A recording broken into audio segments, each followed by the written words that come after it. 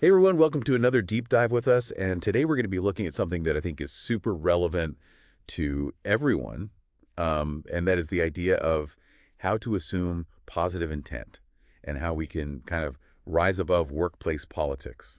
Yeah, this is a really fascinating concept, this idea of assuming positive intent. And as we'll see, it's much more than just sort of being nice. It's a very powerful tool for navigating the complexities of modern work, especially as we think about things like agile transformations and the rise of AI. Yeah, and I think we've all been there, right? Like there's a new project management system or there's a restructuring or, a new software that we're all supposed to be using.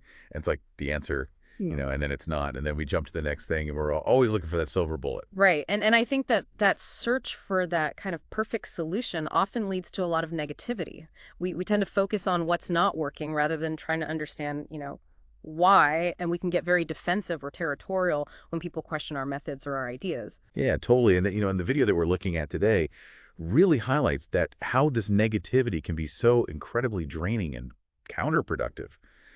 All that energy that we spend on office politics and defending our turf could be channeled into actually solving problems and moving forward. Exactly. And that's where assuming positive intent comes in. It's about taking a step back from those knee-jerk reactions, those feelings of being attacked, and instead choosing to see the situation from a different perspective. Okay, so let's break this down a little bit. The video gives this really great example of a team member who consistently misses progress updates. Mhm. And, maybe our immediate reaction is to think, oh, they're slacking off or they're just being difficult. Right. But instead of jumping to those conclusions, assuming positive intent encourages us to ask what's going on from their perspective. Yeah. What might be causing these missed deadlines? Are there obstacles that we're not aware of?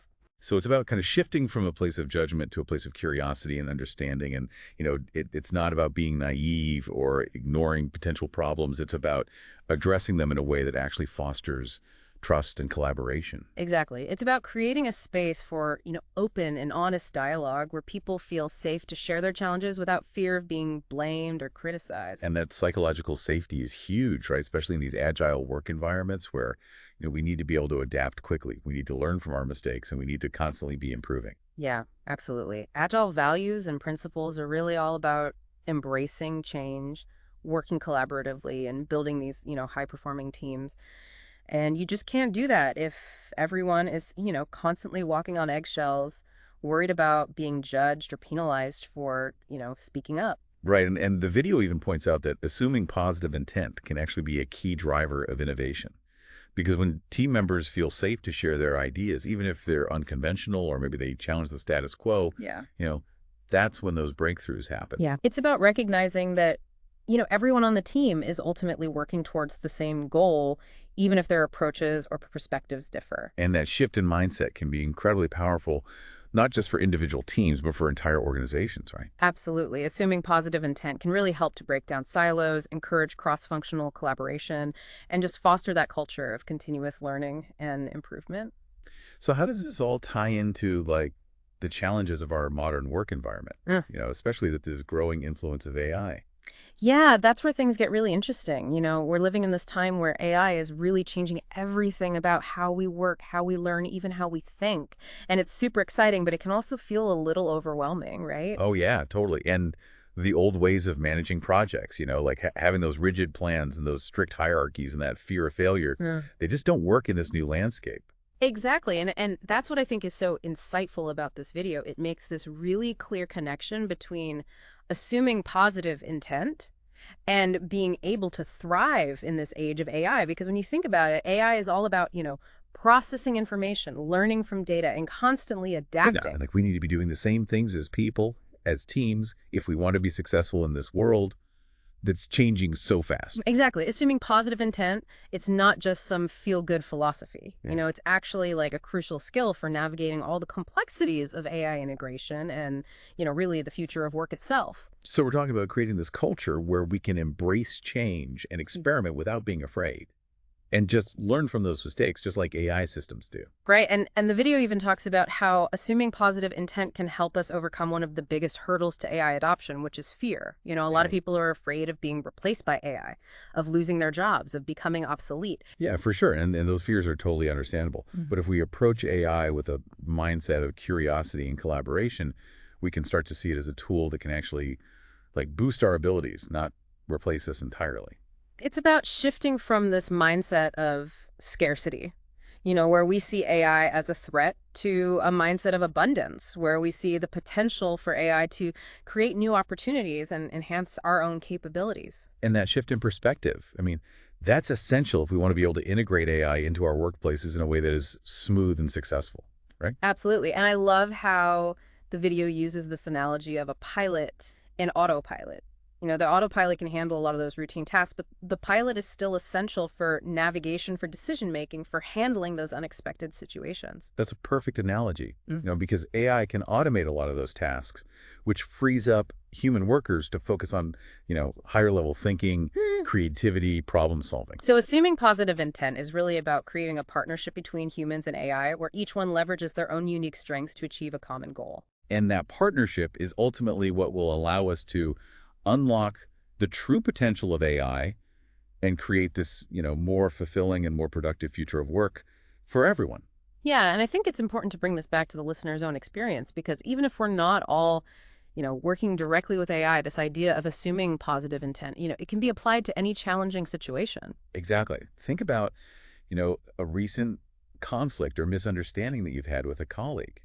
How might assuming positive intent have changed the outcome of that interaction? What if instead of, getting defensive or jumping to conclusions, you paused and really tried to understand their perspective? What if you asked questions instead of making assumptions? It's very likely that you would have been able to kind of de-escalate the situation, build trust, and find a solution that worked for everyone involved. And that's the real power of assuming positive intent, right? It allows us to create these, more positive and productive work environments, regardless of the challenges that we face. It's about choosing to see the best in others, even when it's difficult. And that simple choice can make a huge difference. But I am curious, is there a risk of being taken advantage of if we're always assuming positive intent?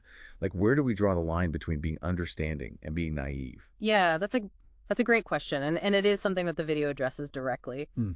Assuming positive intent doesn't mean that we just become doormats or that we ignore, red flags. It's about approaching situations with a balanced perspective. Okay, so how do we strike that balance then? How do we stay open-minded without being naive? Well, the video suggests a few strategies. First, it's important to remember that assuming positive intent is about understanding someone's motivations, not necessarily agreeing with their actions. So, we could acknowledge that someone might have good intentions, even if their behavior is unacceptable or causing problems. Exactly. And second, we need to be willing to have those tough conversations when necessary. If someone's actions are repeatedly causing harm, even if their intentions seem good, we need to address the issue directly. So it's about, setting those clear boundaries and expectations while still maintaining that core belief in the other person's good intentions. Right. And finally, it's important to trust our intuition. If something feels off or if we have reason to believe that, someone's intentions are not genuine, we shouldn't ignore those feelings. So it's not about blindly assuming the best in every situation. It's about approaching challenges with a more open and understanding mindset while still being aware of, potential risks. Exactly. And remember, assuming positive intent is a practice, not a perfection. We're all human. We're all going to make mistakes. The key is to be willing to learn to adjust our approach and to keep striving to create those, more positive and collaborative work environments. Well, this has been a really insightful deep dive. I think we've really explored how assuming positive intent can transform those workplace dynamics, boost productivity, and even help us navigate, this age of AI that we're in. Yeah, it's a simple shift in mindset, but it can have these really profound effects on our relationships, our work, and, even just our overall well-being. So as we wrap up, we encourage you to think about how you could apply this principle in your own life. What situations could benefit from a little dose of positive intent? What conversations could be transformed by just taking a more understanding approach? And if you're interested in learning more, be sure to check out that full video presentation. You'll find links and thumbnails down in the description below. Awesome. Thanks for joining us on this deep dive. And until next time, keep those minds open, those hearts kind, and those intentions positive.